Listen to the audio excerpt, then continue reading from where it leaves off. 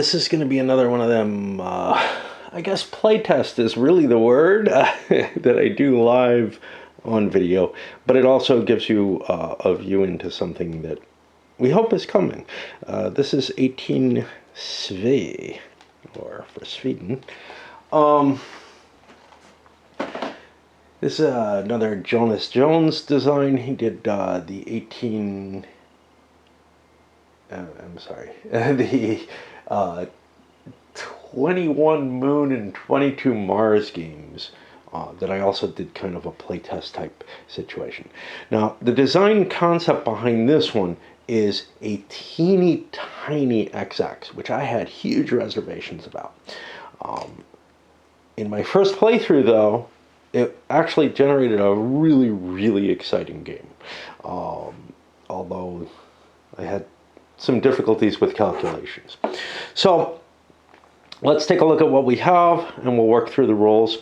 It's, you know, your normal looking XX, except it's so small. It's only going to hold 2 or 3 players, and you know, the board looks so tiny. My first impression would be there's just not room to develop, you know, and track doesn't develop very much. That's not what the game is necessarily about. There are other ways to generate things. So not only do you have your kind of normal types of tracks, actually a fairly heavy set. I will call out a couple that I'm not sure how much I like, which are these two. These are new track designs, and they just they can be hard to place in some of the edge spaces, which is most of the game, and they try to do too much, I think. I don't know. I think I'd rather see those divided out, since there were a couple of tiles that were removed from the game to make the initial yellow track set a little tighter. There would be room to put out, you know, basically the 2 halves of these 2 pieces that would be more familiar to XX players. It would allow for less connectivity where they can be placed, and easier placement. You run all the way up to a black tile. Let's see what else. This is going to be a fixed turn game. You play a certain number of operating rounds, essentially, and the game is over. One interesting thing on the board, we have a couple of little neat different types of mechanisms here. So these little white triangles, you can run track off the board into those. So it makes it possible to lay certain upgrades without making all kind of complexity. In terms of, these are just dead ends, but they allow you to run off the board. And then here you have this ferry to Gotland, where you're allowed to run track across water. Now, water is expressed with these dark blue lines, which are the only normal kind of rough terrain in the game. On the other hand, you're going to be paying every time you lay a city track, which makes sense because cities were exceedingly expensive to build into. It's actually been something that I always had an iffy feeling with in the XX games was, you know, yeah, maybe you have rough terrain in the city hex to put the first tile down, like in New York City or whatever. But each company upgrading and building that city's train infrastructure up, etc., which is probably the most expensive stuff a train company actually did. I mean, I don't know. Big tunnels and bridges and stuff were a big deal too, but it's up there in cost with that, and buying up property in highly developed areas is very expensive, and that just was never accounted for, you know, and these areas make the biggest payoff. That adds some interesting problems in terms of your company's cash flow, because normally you're used to set up your route and then you can improve it for free. Now you're going to have cash on hand to do that, and cash is not terribly easy to come by in this game. All the shares are 20% shares, which also introduces some interesting facets to the game.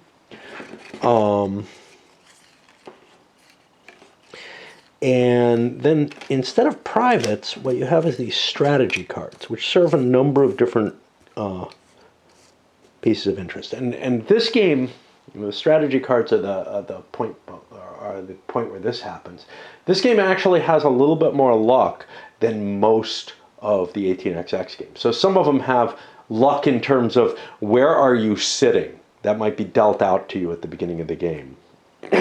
Some of them, 1853, have other random events and stuff like that. This is somewhere in between that. Instead of an initial auction on these cards, you're just dealt 2 of them.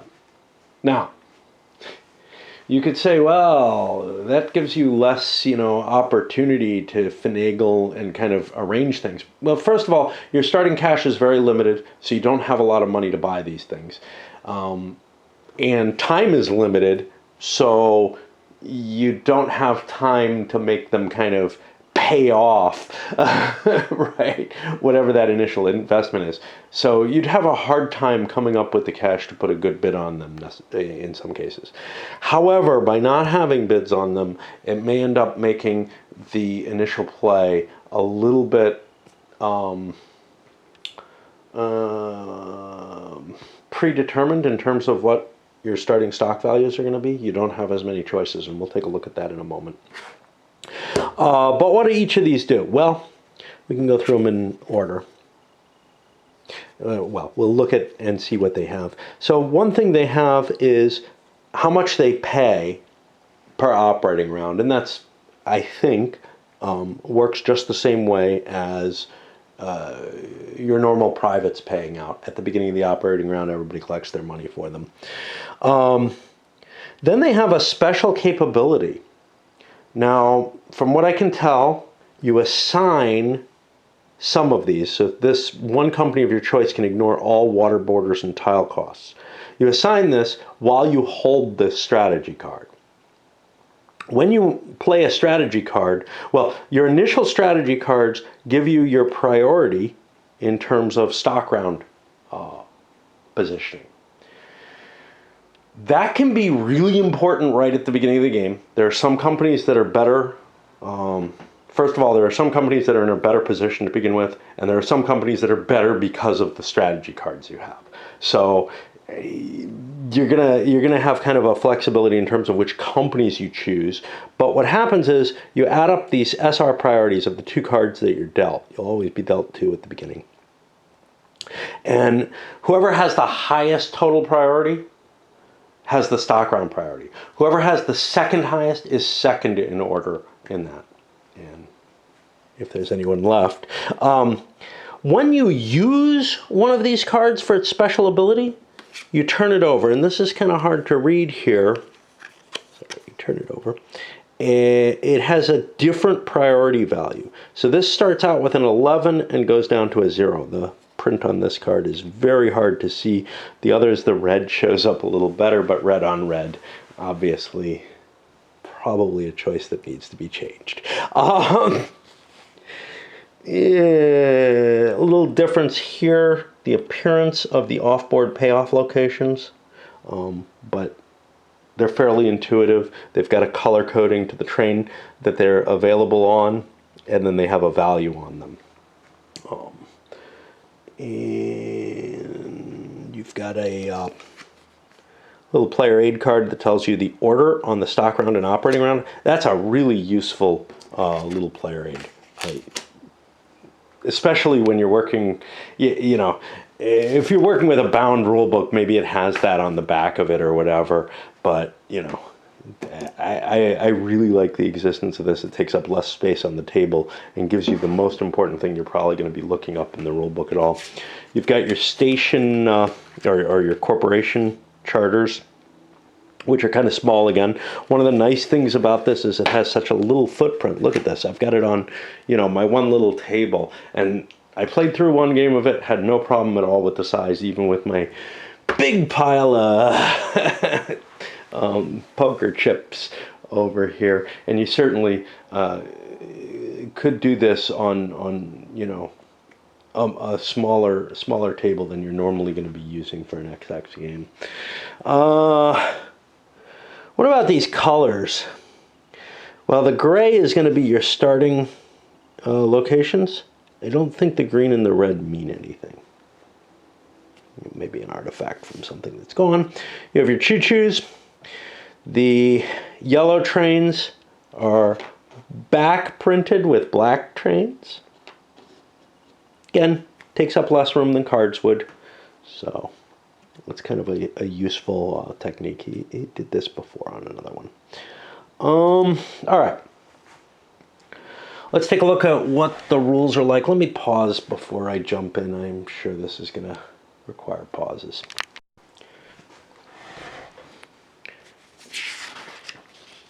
So, a little harder to deal with, but normal setup type situation. These are put up so that you can look at them and then shuffled later. There's really no need for you to set these up. They're going to be shuffled at the beginning. You have reserved locations. They don't block, but they allow, but they prevent somebody else from grabbing a token in that space. Oh, that's another interesting thing I forgot. So these guys, like in, I think it's 22 Mars, add to the value of the space. That was kind of a thing that I liked that came out in 22 Mars, and it definitely creates some interesting dynamics where you want more people to have dots in the spaces you're in because it adds to the value of the city. Competition adds to the overall growth of the city and therefore to your overall value, which is kind of an interesting proposition. You know, do you go with the mercantilist, try to lock people out, or do you want to have a smaller share of a bigger pie? The bank is unlimited in size. They say you need at least $2,000, whatever. I mean, you could track this on paper, actually, but, well, that would be a pain in the ass. Maybe with a big spreadsheet. Okay, starting money. So like I said, this only holds 2 or 3 players, and you have different amounts of starting money, as usual, to divide it up equally, and different share limits, which are fairly small. These things don't appear to count against your share limits. Always round up to the nearest amount of money. So this doesn't happen. That rule actually is unnecessary. And you'll see why in a moment, or when we look at things. It's because we've got 20% shares instead of 10% shares. So, trying to think.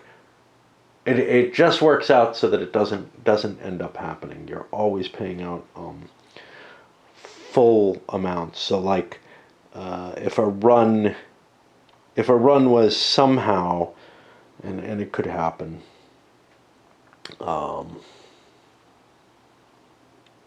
fairly small. I'm trying to think. Yeah, I don't know why that's there, honestly. Anyway.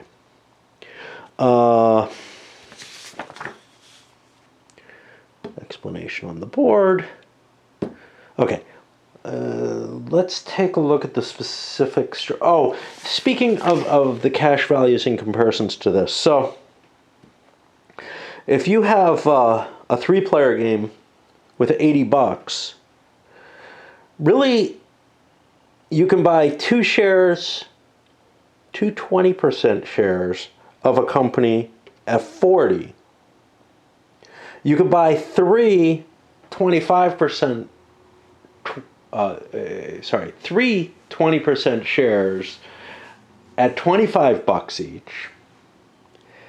It's unlikely you're going to start in either of these values. You might do that, though, if you're investing in multiple companies, which happened in my initial start, which is part of why, like, this game kind of confused me in terms of, like, I went in with certain expectations and those expectations were foiled, and I had a much more exciting game than I thought you would get out of either a 3-player XX game.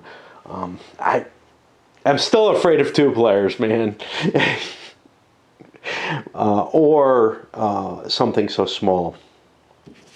So let's take a look at those strategy cards and see what we've got. The first one here produces $10 at the beginning of each operating round.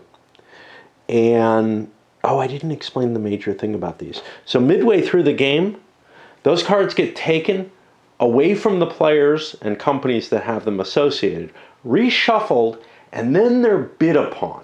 And the bidding is kind of a weird situation. It has interesting connotations that are important to keep in mind. Anyway, this produces $10, which is an exceedingly high amount of money.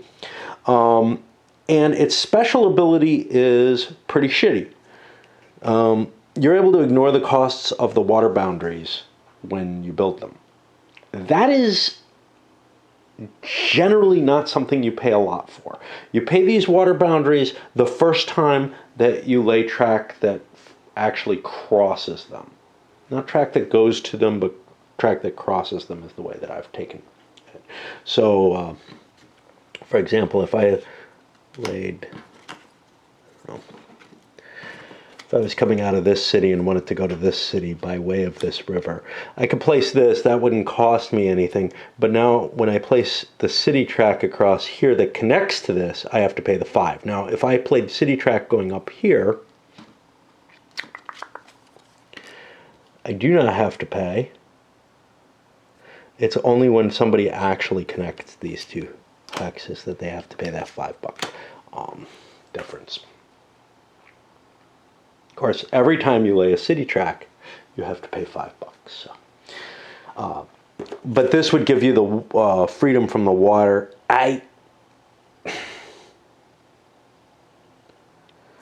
Oh, this may be bigger than I think. Okay, so it says and tile costs. I bet you that means it also removes the city costs. That makes this much more reasonable in terms of would you ever spend this? So, I mean, getting $10 in your pocket every turn versus a $5 maybe once or twice in the game for your company doesn't seem like a good deal. But if it counts, I think it's meant to count the city tile costs. Okay, the second one is Central Station. This will only give you $5 per operating round, but it allows you to place this token on a city. Now, assigning this to a corporation to get it that bonus for building track more cheaply, or assigning any of these cards to a corporation or using them, gives you it defeats the card. It sort of turns the card sideways, and you no longer collect the cash for the card. You no longer have that resource available to you, and it reduces your stock round priority. So what this allows you to do is place this token, which doubles the value of player tokens in that space. All right, the value of the city itself remains the same, but the value of each token goes from $5 to $10 in that city. And that's for everyone. So playing this someplace where it really matters is probably going to help a lot of people.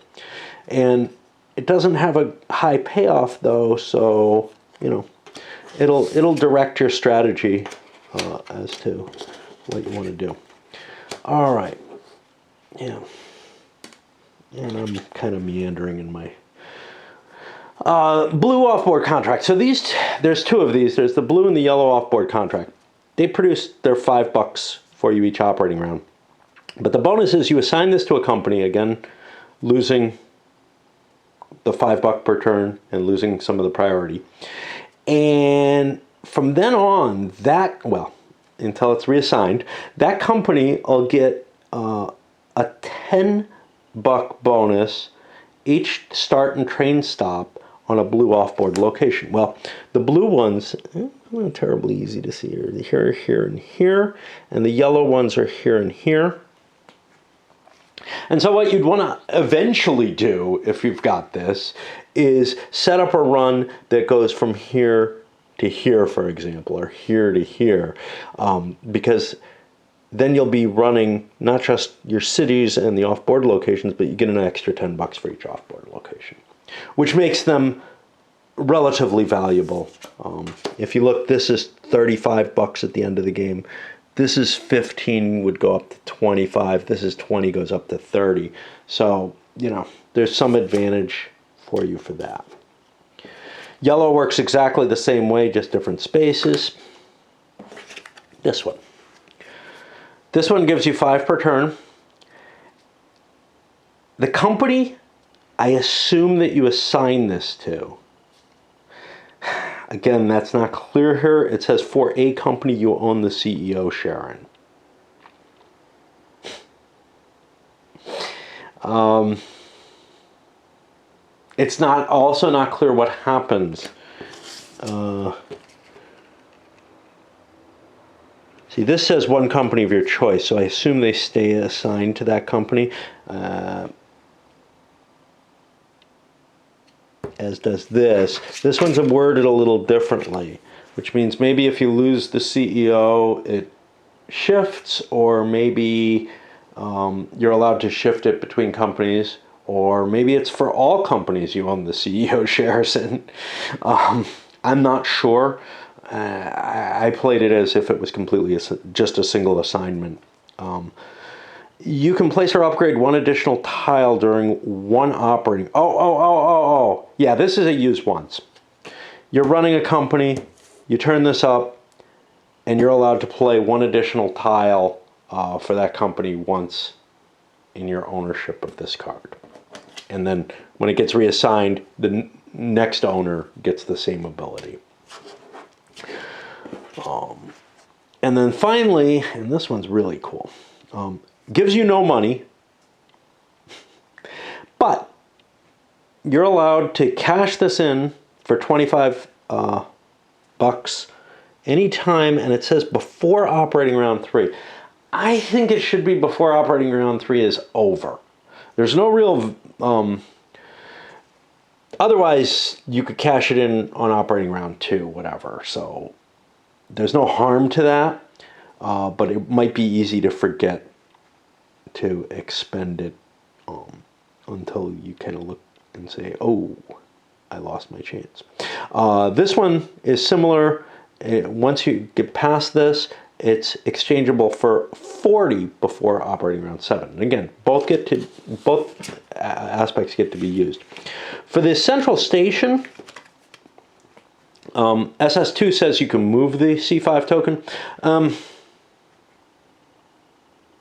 It should probably also include that you could place you can place it on the board. Basically, you can remove it from the board if necessary and place it somewhere else, because it's possible that this card is not in play. The way that happens is in 2 players, only 4 of these cards are dealt out at random, and 2 of them are left off. And then when you get to here, only 4 of them can be bought. And yeah, I'm kind of bumbling my way through explaining that, but all right. We got all the special rules on each of the cards. Stage of the game time is basically, again, handled by trains. Standard XX type field there.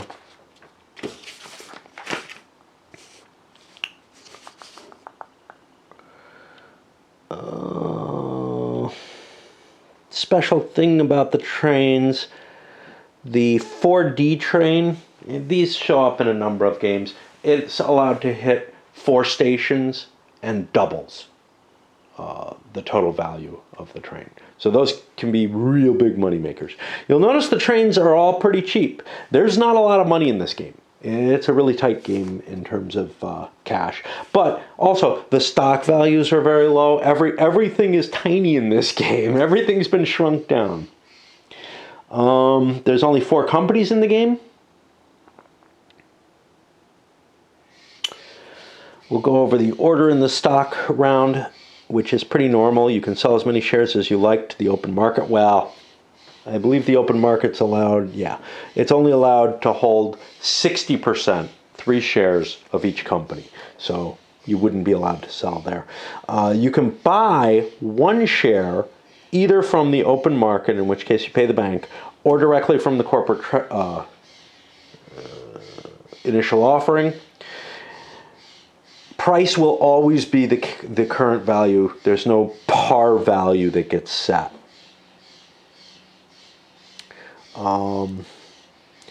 Then, on your stock round, you also have the option, and this is completely new thing that I have not seen anything like before.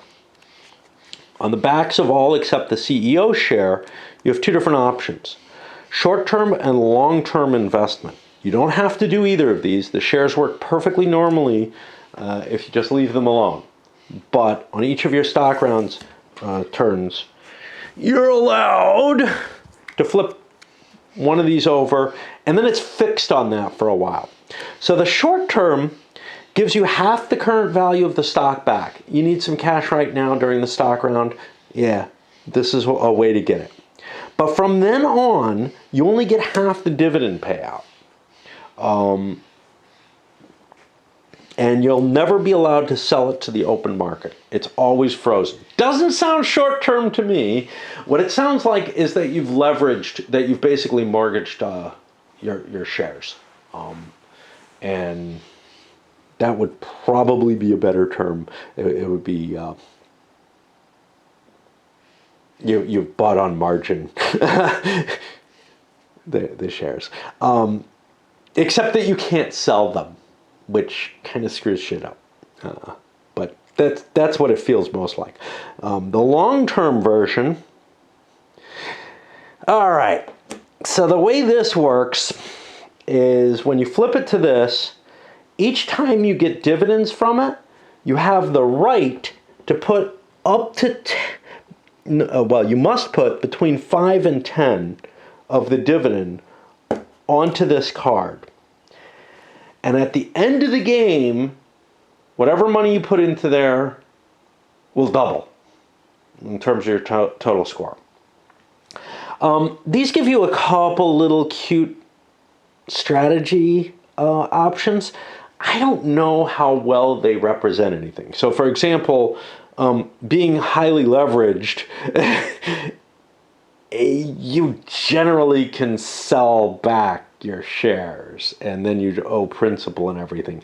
So this doesn't really represent that, and it sure the hell doesn't represent a short-term investment because you have to hold it for the entire game. You're just not getting as much dividend back.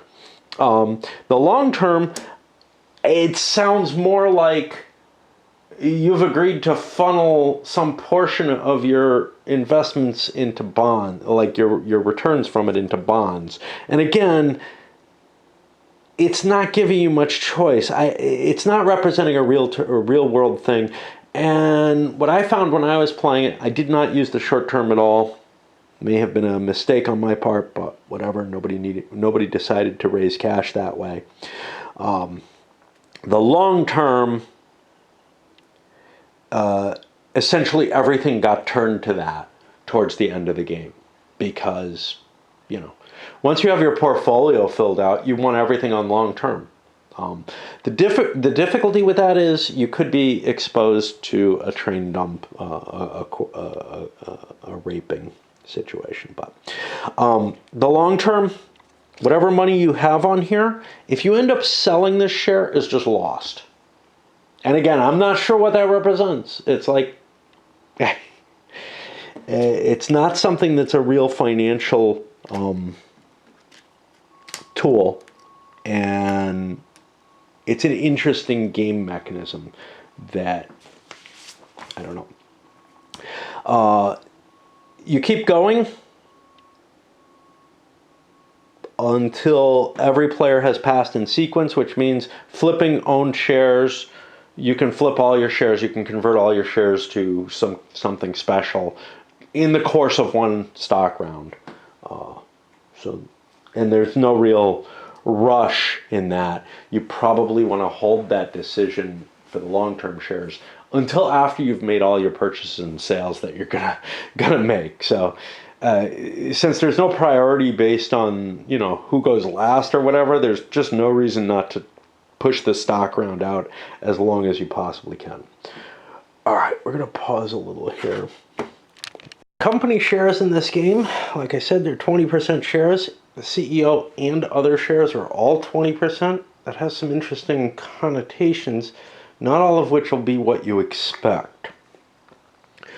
We got our track here, and fairly standard. Anytime you pay out, you move one to the right. If you pay out double, you move twice to the right. I always like the high payout advantage. Double being double the stock value. That's actually not that hard because these stock values are low, but the payouts are not going to be humongous. They can get pretty decent though.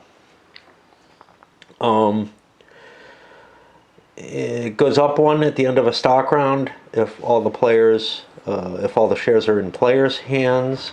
It goes down each time a share is sold to the market, and that includes when the corporation sells shares. This has a mechanism that the designer likes, and I find kind of useful, which is you can kind of ditch shares when you need them in order to fund your company. It's a one-time sale, though, in this case. You're not able to get the shares back into the corporate treasury. There's not much time in the game, so that's probably reasonable to avoid that rule. And then if you don't pay out any dividends whatsoever, you go back one.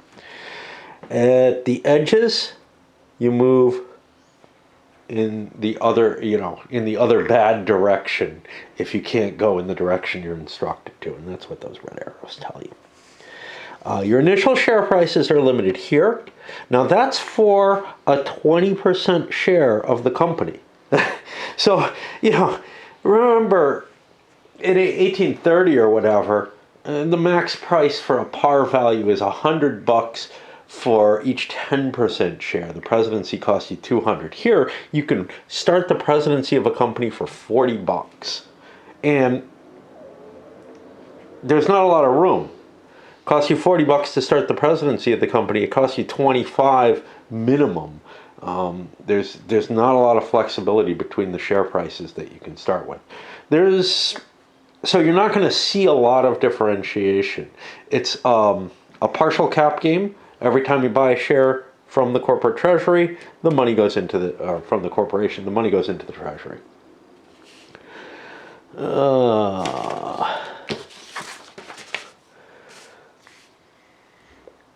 Okay. The order the companies will act during the operating round is as expected again. Share price value, top of the stack, furthest right, all those kind of rules. There's a limit to the number of shares that the players can hold.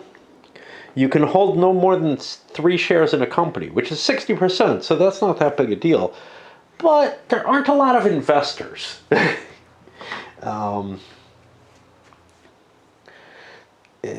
You float a company as soon as you sell the presidency. No minimums here or anything beyond that. And presidency is going to change largely as normal, which is to say somebody exceeds your amount of shares, they become president. There is one little weirdness here. So you're holding a 20% presidency, somebody else is holding 20% of the company. Normally, with those numbers, you could sell the presidency, you'd exchange it for probably 2 shares for your 20% and sell whatever you want to sell. You can't do that here. You cannot dump a company on someone who has less than 2 shares. They have to have 40% of the company. That gives a protection so that, like, investing in one share is not death. But it is a little weird feeling when you're sitting on when you're sitting on a presidency and you can't dump it on someone who has as many shares as you do, who could take it away with one stock purchase.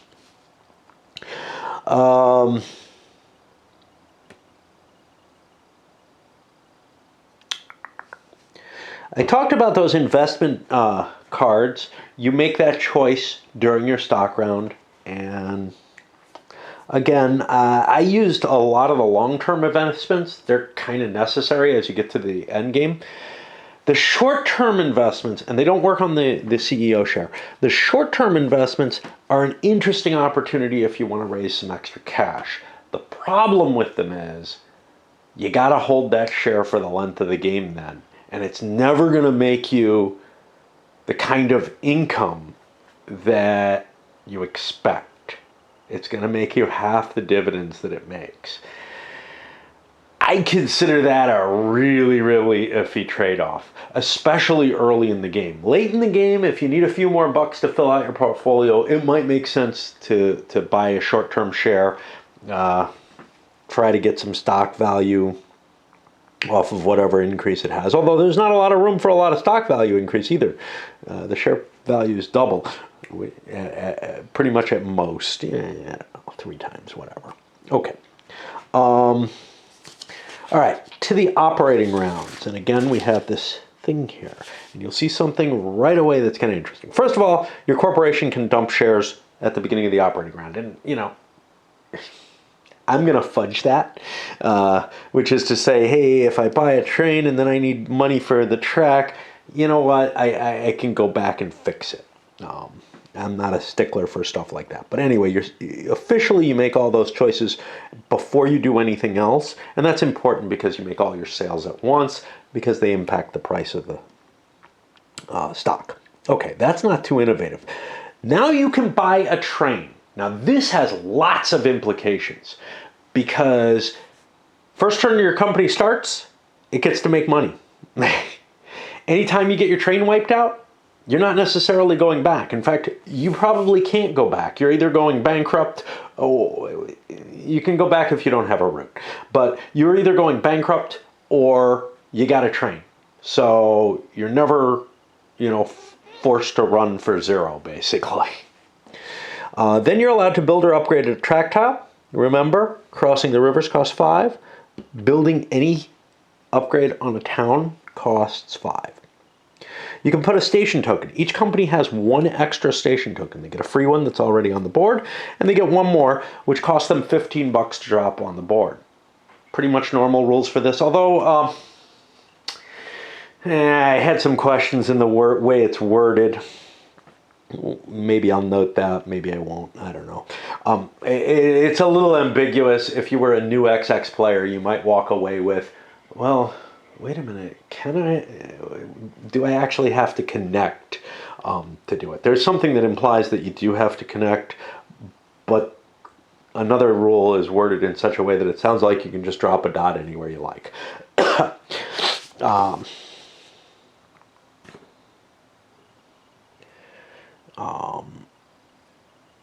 Standard rules for station tokens here, where, to run a train, you have to hit a station token.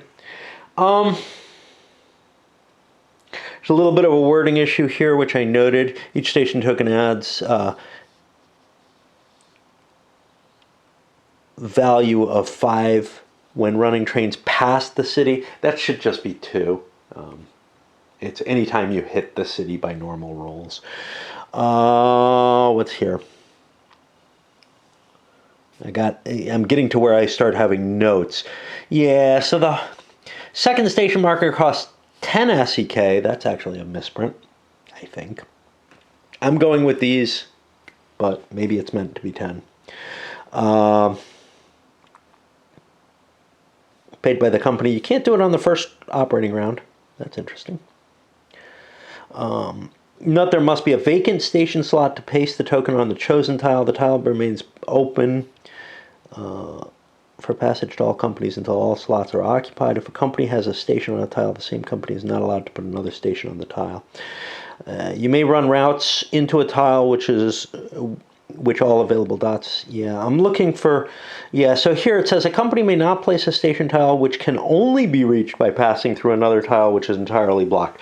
What it doesn't indicate is any statement of you have to follow a legal route to drop your station tile. I'm assuming that mainly because of this statement and because it's sort of canon in 18xx, but I think that should be spelled out.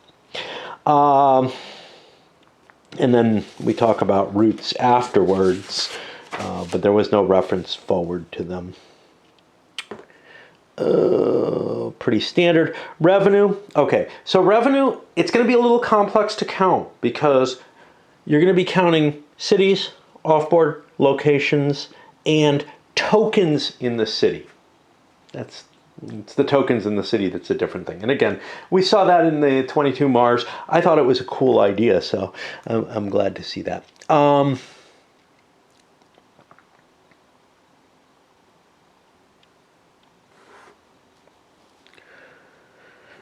CEO either pays out full dividends or swallows full.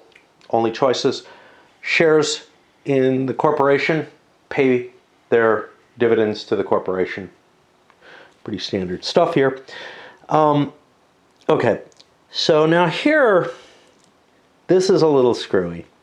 Here they talk about the train has to be present at the end of each operating round. That's probably a typo or an artifact of an older version. Cheapest available train is always purchased from the bank. Yeah, that's fine. There are no trains that show up in the open market. That was my question there. Okay, here's where, and he's done this before in games, and he doesn't mean anything special by it. The purchase of trains is always done according to applicable steps below. Purchase the train with the company's own money, selling shares from the charter if necessary, fine. If the total sum of money is not available, the remaining sum must be financed by the CEO by covering the differences with the CEO. His own money. That sounds like the CEO can just throw money in. I had a discussion with him. That's not what he means. He means for you to definitely be restricted in terms of buying that train. In the playthrough that I went through, there was a player who very much did not want to buy a train. Well, no one wanted to buy essentially the last of the T4s. It's the last non-permanent train, and everybody had money set up. They're wanting to buy a permanent train, and the difference, you know, that $100 is a big difference, right? That last T4 did not look like a good purchase. Nobody wanted to buy it, and it was looking like the game might end without going past the T4s, which would, of course, you know, mean that the runs stay pretty small, but there was, after a little bit of introspection, it looked like that player was losing ground. Probably should have made the choice a turn earlier, and then bit the bullet, took the swallow, a second swallow, really, which was part of the problem. So if nobody had swallowed, if everybody had just paid out, because all the shares pretty much left the companies one way or another to get through the early stages of the game, it may well have ended up in a position where that brown train didn't come up. But being able to throw in extra money wouldn't have brought it up. The only reason being able to throw in extra money would have brought it up was the guy could have bought a brown train and a gray train, and getting that cheaper permanent train seemed like a good idea, although it actually would have sucked for his position, but whatever. Anyway, he ended up biting the bullet, buying that train after a swallow, and winning the game anyway.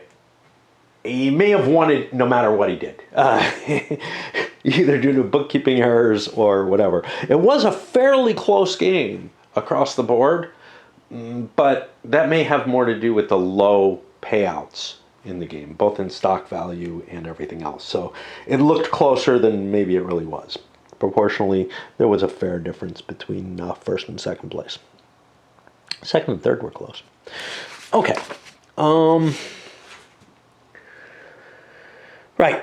So if you don't have a train, you got to buy one. And some of the wording here is a little clunky and maybe needs to be fixed. I don't have any notes, but I seem to remember feeling a little disturbed by how it was worded, like it could be cleaned up.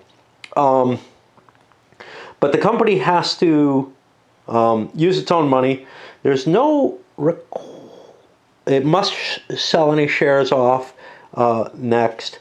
Then the CEO gets to make up from his own money, but if he has nothing left, then he can further funds by selling shares in possession, etc. as normal.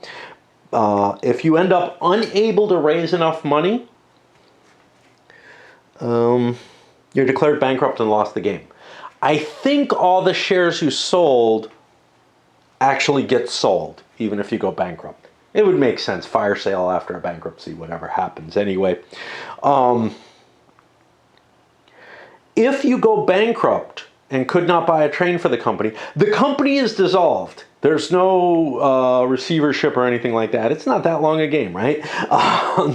And its tokens go away, its shares are worthless, and it just basically disappears from the game and clears holes for other things, which means that other people can now run through track, but also the value of cities may have declined due to the bankrupting of that company, which makes sense. I think that all works nicely. There was something I wanted to say here. Oh, yeah. So going back to that statement, this is kind of weird because this gives you the emergency financing, but this seems to be something a little different, this point two here. And again, I've confirmed that is an accidental artifact, but what it basically seems to imply is if you're close enough that you can cover the cost of the train with your cash in hand without selling shares, you could purchase into a company. I've seen this particular wording, probably copy and paste issue, in two of his games, and it's always kind of intriguing to me. A lot of the engineering in the game and a lot of the frustration is trying to get those trains to fall just the way you need it, to try to squeeze out that extra $5 or whatever you need to get, to buy a train. You're a little short, you're pissed because of that, so you don't swallow whatever. Here, it would be a situation where you'd almost always have the cash on hand to jump a small change in train price, and it would push the trains out a little faster. I'm not sure whether it's got some possible disadvantages. What would happen in the early part of the game, where that extra money might allow you to buy a second train that you wouldn't be able to get. But then again, early money is really, really important. You want that early money invested. Throwing it into your company to make your company run better may or may not be a good idea, but it does become an interesting different kind of question. It's not just a clear, I want to throw that money in. Whereas being able to get a second permanent train or something like that off of throwing in an extra $100 in your normal like 1830 or whatever, well, that seems like a pretty damn good idea, And you often have that kind of extra cash lying in hand.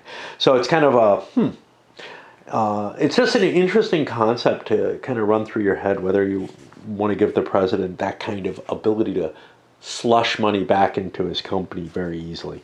I think most XX players are so used to the kind of harsh nature of things and not being able to push that extra money in that they kind of recoil from it. But I do think it's an interesting option for games. At the end of the game, your shares are all worth their face value. Doesn't matter if they're flipped over or not. You get the doubling income from the long-term money. You have whatever cash you've collected, and you know what? It's just an XX game at that point. You count up your totals. That's it. I'll set it up and play. A little iffy about... I was able to play it fine without videoing it on this little table. I may need to create some sort of ancillary space. Really, not so much for this, but just it's more the sitting at the table and being able to reach everything, because I was sitting and it's a small space. I found I didn't have to look at the rules much, mainly because of this, and it worked pretty well. you'll notice I took a couple of those out again at the designer's instructions, but also there's a couple of these that I upgraded. That's just a warning on these. These don't have two dots on them. Basically, it gives a more diverse choice of track lays, whether or not you want to let somebody through. In general, and this is again like I think 22 Mars was the other game that had this sharing stations helped both players or both companies. I think in general you want to let people in and raise both your revenues. But, whatever. All right, up it goes.